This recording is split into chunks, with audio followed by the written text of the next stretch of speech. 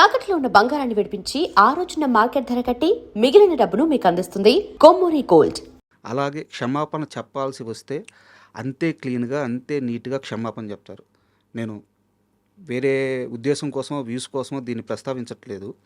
జరిగిన ఇష్యూలో, మహేష్ బాబు గారి ఇష్యూలో అది సడెన్‌గా జరిగిపోయింది. కానీ మీరు క్షమాపణ చెప్పిన తీరు ఆ! ఆ!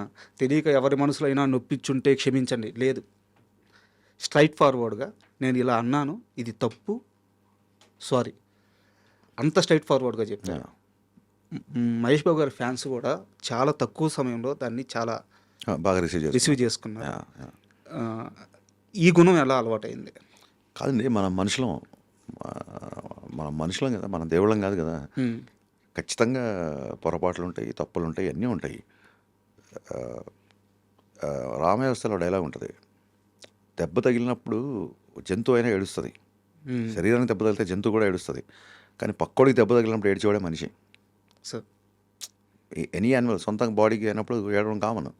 బట్ ఎవరికైనా బాధ వచ్చిందంటే మన కళ్ళెమ్మ నీళ్ళు వస్తాయి కదా. ఇందాక మీరు చెప్పిన సిచ్యువేషన్ అని రిలేట్ అవ్వడం కానీ, అవును. లేకపోతే ఎవడో ఒక చిన్న పిల్లోడు వర్షంలో అడుక్కుంటున్నాడు అనుకోండి, మనకు తెలియకుండా మనం ఎమోషనల్ అయిపోతాం. హ్మ్. అది మనిషి తత్వం, మనిషి గుణం.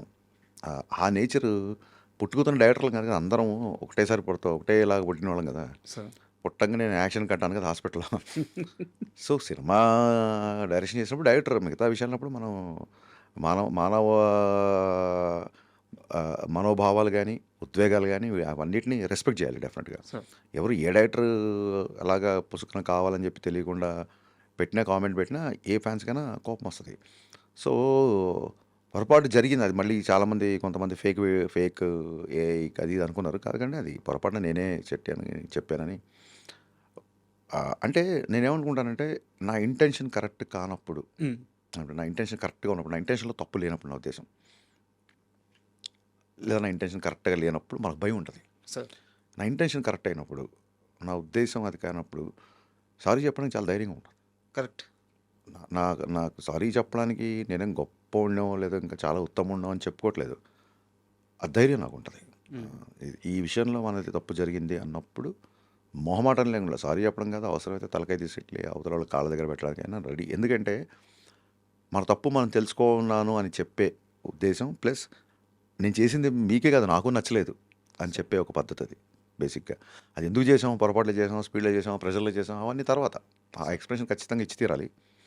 అకౌంటబిలిటీ నేను తీసుకుంటా. నేను అందుకే ఒకసారి రామవ్యవస్థ ఫ్లాప్ అయిన ఈవినింగ్, హ్మ్. ఈ ఫ్లాప్ దిల్ రాజు గారు కానీ ఎన్టీఆర్ గారు నన్ను ఇన్ఫ్లుయెన్స్ చేయలేదు, నాకు వాళ్ళు నేను చెప్పింది కోఆపరేట్ చేశారు, this flop belongs to me అని చెప్పాను. సో ఇప్పుడు మిరపకాయలు, గబ్బర్ సింగ్లు, డీజేలు వచ్చినప్పుడు నావి అని, మిస్టర్ బచ్చన్లు, షాకులు వచ్చినప్పుడు నావి కాదు అని ఇంకోళ్ళకి తోసేస్తే దాన్ని ఏమంటారు, తల్లికి కానీ తండ్రికి కానీ అంగవైకల్యంతో పుట్టిన పెట్టి కూడా తన బిడ్డే. హ్మ్. నేను డిజోన్ ఎలా చేసుకుంటాం మన సినిమాని?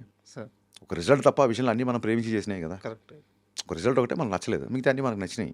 అంత మాత్రం చేత సినిమాని డిజోన్ ఎలా చేసుకుంటాను నేను? సో పొగడ్తలు తీసుకున్నప్పుడు విమర్శలు తీసుకునే ధైర్యం, మెచ్యూరిటీ నాకు ఉంది అన్న feeling.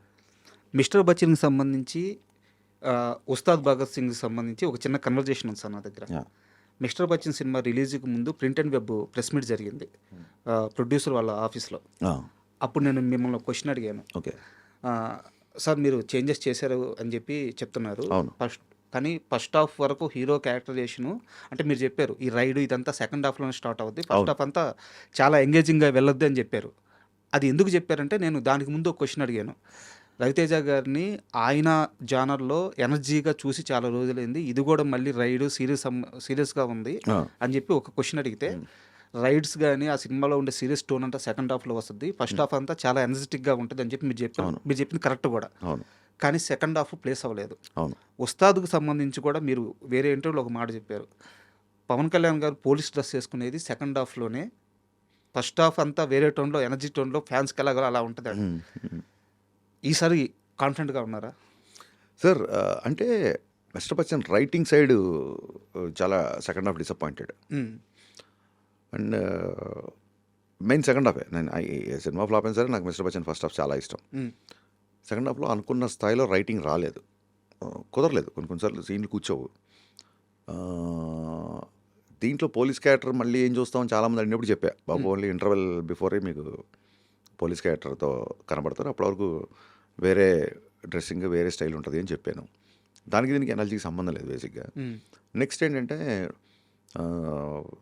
Last cinema second half సరిగ్గా లేదు కదా అని చెప్పి, ఈ సినిమా అంతా ఎలా వర్క్ చేసాం, ఈసారి అక్కడ సెకండ్ హాఫ్ అలా నేను పర్ఫార్మెన్స్ బద్దలైపోద్ది అని ప్రతిసారి క్యాంపెయిన్ చేస్తా ఉంటే దాని ఉద్దేశం విలన్‌తో పంచ్ డైలాగ్‌లో, ఫైట్‌లో అని కాదు. ఆయన యొక్క చేసే ఇంటెన్స్ ఎమోషన్ సీన్స్ సెకండ్ హాఫ్‌లో ఎక్స్ట్రార్డినరీగా ఉంటాయి. యాక్చువల్‌గా దేవిశ్రీ ప్రసాద్ గారు కొన్ని నెలల ముందు వేరే సినిమా ఫంక్షన్‌లో మాట్లాడుతూ ఒక మాట అన్నారు. నాకు హరీష్ శంకర్ 2 సీన్లు చూపించాడు. మామూలుగా పవన్ కళ్యాణ్ సినిమా అంటే అందరూ చెప్పేదే అదిరిపోయింది, పగిలిపోయింది, ఇలా అందరూ చెప్పినట్టే నేను చెప్తున్నాను, మీరు అనుకోవద్దు. ఆ సీన్స్‌లో ఉన్న ఇంటెన్స్ ఎమోషన్ అద్భుతంగా తీశారు, చాలా బాగా వచ్చిందని చెప్పి ఫస్ట్ రోజు ఆయన ఆ స్టేట్మెంట్ ఇచ్చారు. మీకు అప్పటికి సినిమా మీద, అంటే ఓపెన్గా చెప్తున్నాను, ఈ ప్రాజెక్ట్ మీద కాస్త నెగిటివ్ ఉండింది. ఎందుకంటే ఇది పోలీసోడు రీమేక్ అనుకోని భ్రమలో కొంతమంది ఉండి అవును. ఒక రకమైన నెగిటివ్ ఉండింది. మొట్టమొదటిసారి దాన్ని తీసేసిన వ్యక్తి దేవిశ్రీ ప్రసాద్. దేవిశ్రీ ప్రసాద్. మీరు చూసారా ఆ వీడియో అది? చూశాను. హ్మ్. చూశాను. తర్వాత చాలామంది ఫ్యాన్స్‌కి నమ్మకం వచ్చింది. తర్వాత ఇంకా ఎలాగో ప్రమోషన్ వీడియోస్ అన్నీ స్టార్ట్ అయిన తర్వాత మొత్తం మారిపోయింది. ఈరోజు భయంకరమైన బజ్ వచ్చేసింది. అవును. సో, బట్ దేవిశ్రీ ప్రసాద్ మధ్యలో అందుబాటులోకి రాకపోవడం లోటుగా భావిస్తున్నారా? దేనికి అందుబాటులోకి రాకపోవడం?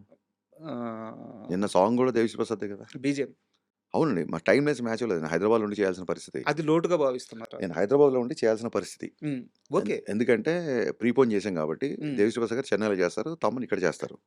ఓకే. తమన్ గారు చేస్తున్నారు. సో, ఆ వర్క్ ఫుల్‌గా అవ్వలేదు. దేవిశ్రీ ప్రసాద్ గారు ఫస్ట్ నుంచి లాస్ట్ వరకు ఒక నోట్స్ లాగా ప్రిపేర్ చేసుకున్నారు.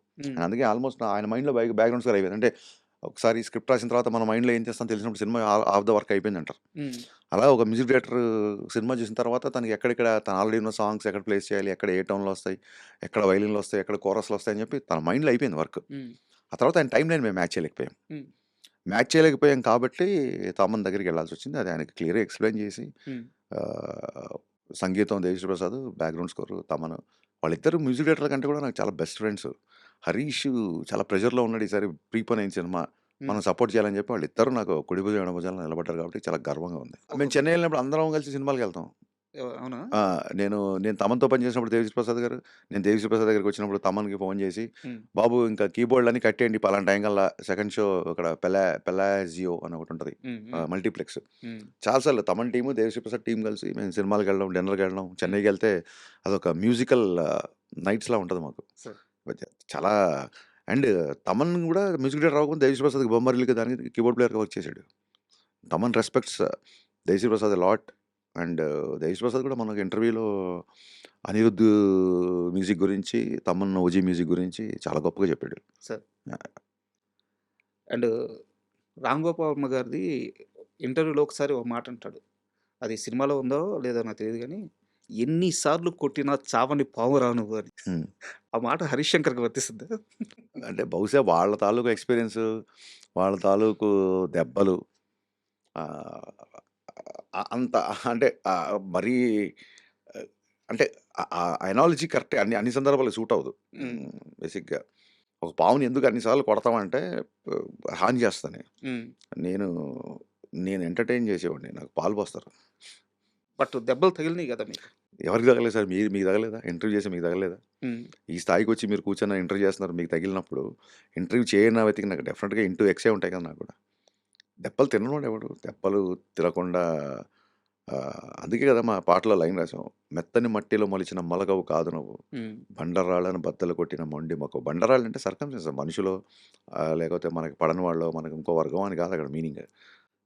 మనకున్న సర్కమ్‌స్టాన్సెస్ మనం ఎదుగుతుంటే మనకి అడ్డుపడి ఉండే రాళ్ళను కూడా చూడండి కొట్టల్లో, కొమ్మల్లో ఒక సన్న మొక్క రాళ్ళ మధ్యలో ఉంటది. మనం ఆశ్చర్యపోతుంటారు ఎలా వచ్చింది భలే ఇక్కడికి అని. అది ఆ విజువల్ నుంచి వచ్చిన లైన్ అది. So, quite common. అంటే నేను మొన్ననే చెప్పాను ఎవరో ట్రోల్ చేస్తున్నారు అది ఇది అన్నప్పుడు, మీరు ట్రోల్ చేస్తూనే ఉండండి మేము కెమెరా రోల్ చేస్తూనే ఉంటాం అని చెప్పి.